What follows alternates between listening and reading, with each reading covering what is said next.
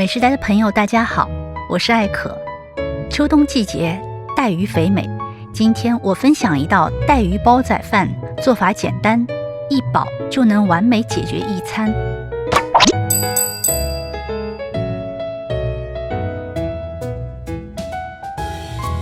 带鱼去头尾，从中间展开，顺着鱼鳍两侧抛开，取下鱼肉。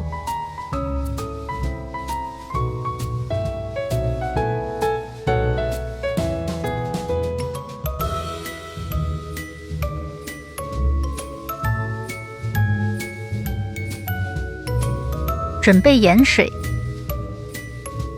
加葱段和姜片，放鱼肉、鱼骨浸泡半小时，入味去腥。大米洗净后加水浸泡。趁着这个空档，熬个火腿葱油。先把火腿切成细末。热锅冷油，放入葱段，煸到颜色焦黄时捞出，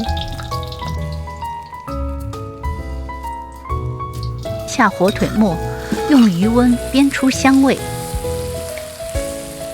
火腿油可以多做一些，平时拌饭拌面也很好吃。竹笋刚上市，加在饭中可以丰富口感，切成细丝，焯水备用。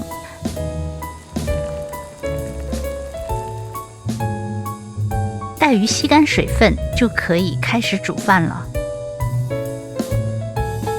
米上铺笋丝，先用大火煮开，等水收干一点，淋火腿油，铺上带鱼，转中小火焖6到7分钟，焖透后开大火，像这样把锅四周转一下，受热更均匀。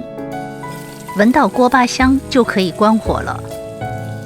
淋少许蒸鱼豉油，撒上葱花、芹菜丝，蛋鱼饭就做好了。